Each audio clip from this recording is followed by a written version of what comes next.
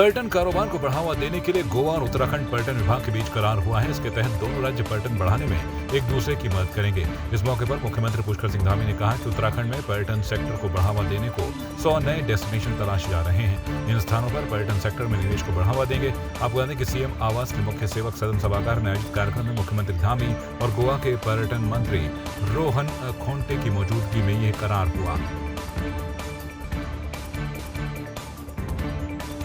कांग्रेस ने प्रदेश सरकार को नाकामयाब बताते हुए मोर्चा खोल दिया। इसके तहत कांग्रेस प्रदेश भर में सर्वदलीय विरोध प्रदर्शन कर रही है, जिस पर बीजेपी ने पलटवार किया है। बीजेपी ने कहा कि देश और प्रदेश में चल रहे विकास कार्यों से बीजेपी के पारंपरिक विरोधी बौखला गए हैं और कांग्रेस का सर्वदलीय विरोध प्रदर्शन नई बोतल में पुरानी शराब से अधिक कुछ नहीं है। प्रदेश मीडिया प्रभारी मनवीर सिंह चौहान ने कहा कि सर्वदलीय का चोला ओढ़कर मैदान में उतरी कांग्रेस की हकीकत से सभी वाकिफ हैं, क्योंकि इनमें से अधिकांश दलों की मान्यता तो काफी पहले ही समाप्त हो चुकी है। कैबिनेट मंत्री गणेश जोशी ने कैंप कार्यालय में जल संस्थान के अधिकारियों के साथ पेयजल समस्या के निराकरण के संबंध में बैठक की।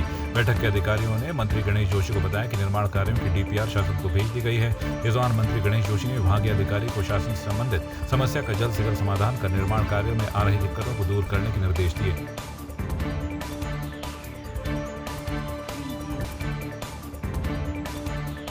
प्रदेश के पूर्व मुख्यमंत्री हरीश रावत की पुस्तक मेरा जीवन लक्ष्य उत्तराखंडियत पर शहर के बुद्धिजीवियों, पत्रकारों, लेखकों के साथ मसूरी के खोटू के सभागार में चर्चा की गई, जिसमें साहित्यकारों ने पुस्तक के बारे में कहा कि हरीश रावत की पुस्तक उत्तराखंड के धरातल और यहाँ के समाज, विकास, संस्कृति जैसे मुद्दों से जुड़ी है, जिसमें विस्तार से प्रकाश डाला गया है। इस मौके पर पूर्व आईएएस विनोद शर्मा ने पुस्तक की समीक्षा करते हुए कहा कि हरीश रावत ने बहुत ही सरल ढंग से अपने पूरे जीवन के वृत्तांत को इस पुस्तक के माध्यम से समाज के सामने रखा है। इसको इंट्रोड्यूस करने के लिए मैं आज मसूरी आया हूँ और मैंने तय किया है कि मैं उत्तराखंड के सभी प्रमुख क्षेत्रों में प्रमुख लोगों के बीच में अपनी इस पुस्तक को इंट्रोड्यूस करूँगा कि आखिर उत्तराखंडियत है क्या।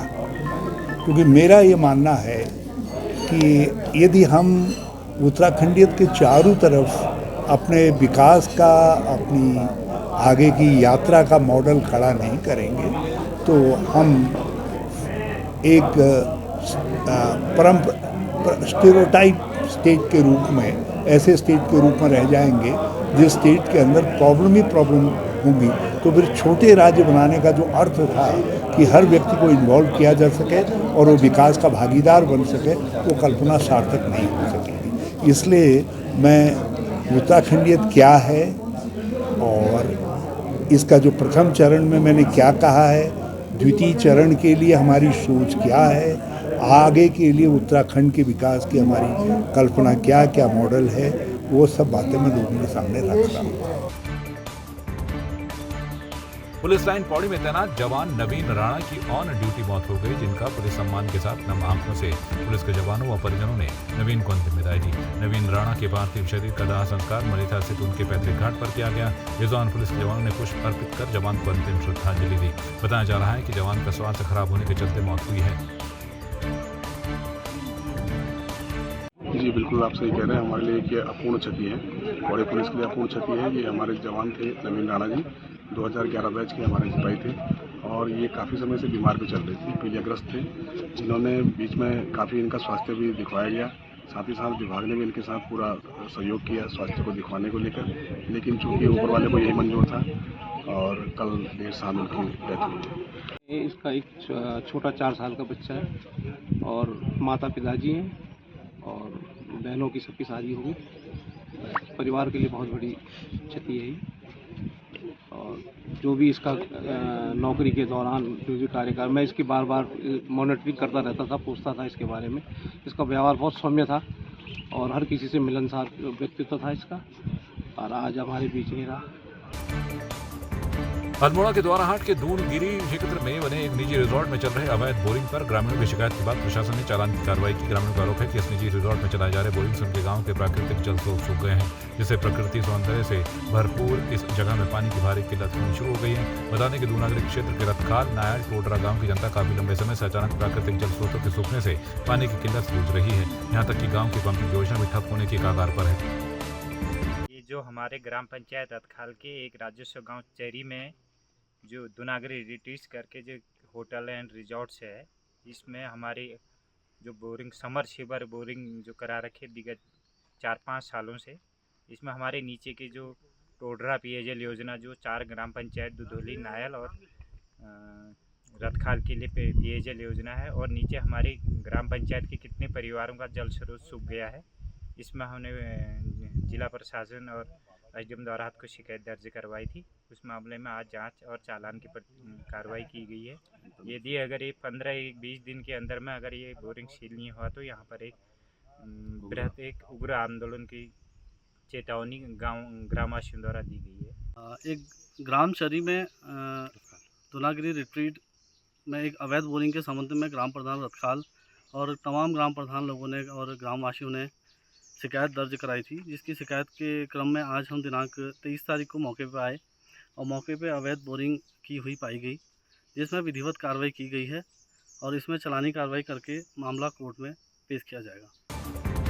उत्तराखंड में मौसम का मिजाज बिगड़ा हुआ है। 26 मई तक बारिश, ओलावृष्टि के साथ ही बिजली गिरने की भी चेतावनी जारी की गई है, जिसको लेकर मौसम विभाग ऑरेंज अलर्ट जारी कर रहा है। वहीं 26 मई को येलो अलर्ट रहेगा। 27 से मौसम फिर से शुष्क रहने की उम्मीद है। मौसम विभाग के निदेशक डॉक्टर विक्रम सिंह के मुताबिक ओलावृष्टि, बारिश, बिजली चमकने और 30 से 70 किलोमीटर प्रति घंटा की रफ्तार से हवाएं चलने का येलो और ऑरेंज अलर्ट जारी किया गया है। सभी जिलों के डीएम एवं आपदा प्रबंधन अधिकारियों को अलर्ट किया गया है। वहीं चारधाम यात्रा आने वाले लोगों से सावधानी और सतर्कता बरतने की भी अपील की गई है। अगर पीक की बात करें तो 24 और 25 को जो रेन थंडरस्टॉर्म एक्टिविटी की जो है वो अनेक जगहों तक में या ज़्यादातर जगहों तक में 24 और 25 में वो रहने वाली है। 26 तारीख को कहें तो ये जो है अनेक जगहों तक में उसके दौरान भी इन डेट्स में भी रहेंगी। इसके साथ साथ अगर वार्निंग की बात करें तो हमने जो है 24 और 25 के लिए जो है ऑरेंज अलर्ट रखा है, क्योंकि इस दौरान जो थंडरस्टॉर्म एक्टिविटी रहेंगी वो मॉडरेट से सीवियर तक भी कहीं कहीं पर मिलेंगी, जिससे कि आप देख सकते हैं कि जो उस दौरान ओलावृष्टि है या जो स्क्वाल है जिसमें कि विंड स्पीड जो आपकी 60 से 70 किलोमीटर प्रति घंटा रहेंगी और गस्टिंग वो 80 किलोमीटर प्रति घंटा तक की भी जा सकती है। तो उसकी वजह से आप देखते हैं कहीं ना कहीं जो पेड़ गिरना या कच्चे हाउसेस को थोड़ा बहुत डैमेज करना, या इसी तरह जो आप अगर वाहन अगर अभी चला रहे हैं तो उसमें भी दिक्कतें फेस करनी पड़ती है। इन दिनों फिल्म शूटिंग के लिए उत्तराखंड आए फिल्म अभिनेता अक्षय कुमार ने सीएम पुष्कर सिंह धामी से मुलाकात की। मुलाकात के दौरान मुख्यमंत्री धामी ने कहा कि राज्य सरकार ने फिल्म शूटिंग के लिए कई सुविधाएं दी हैं। सुविधाओं को विस्तार करते हुए प्रक्रिया को आसान किए जाने से आज उत्तराखंड देश का नया शूटिंग डेस्टिनेशन बन गया है। उत्तराखंड को एक बड़े डेस्टिनेशन के रूप में विकसित करने की दिशा में सरकार विभिन्न योजनाओं पर काम कर रही है।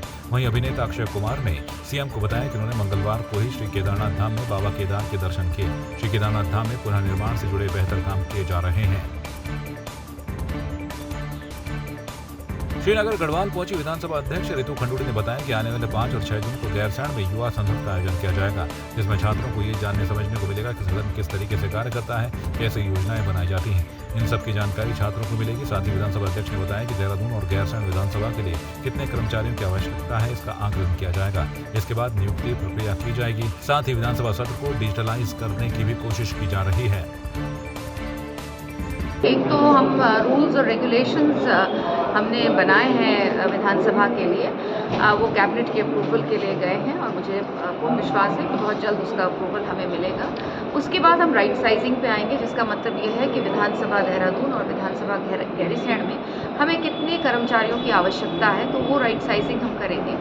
और तीसरी चीज़ जो मैं कर रही हूँ वो हम डिजिटलाइजेशन कर रहे हैं। पहले हम चाहेंगे कि हमारा जो पूरा सत्र जो चलता है वो डिजिटल हो जाए, तो उस पर हम लोग लगे हुए हैं। साथ ही साथ पूरी जितने कागजात हमारे पास 2000 से पड़े हैं जब से उत्तराखंड बना है, सारा डिजिटाइज हो जाए और एक क्लिक पर, एक बटन पर जिसको भी आवश्यकता हो, चाहे वो सवाल जवाब 2000 में किसी ने पूछे हो, चाहे वो याचिका कभी 2012-13 कभी किसी ने लगाई होगी, इस तरह से एक बटन पर वो चीज़ें हमको अवेलेबल हो जाए।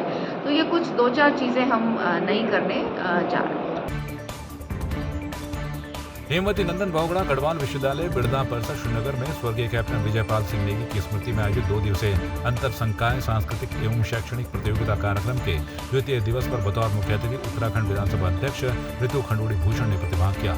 2 दिवसीय अंतर संकाय सांस्कृतिक एवं शैक्षणिक प्रतियोगिता में छात्र छात्राओं ने बढ़ चढ़ कर भाग लिया। इस दौरान विधानसभा अध्यक्ष ने विश्वविद्यालय के निरंतर छात्र छात्राओं को शिक्षा में आर्थिक तौर पर मदद करने का आश्वासन दिया।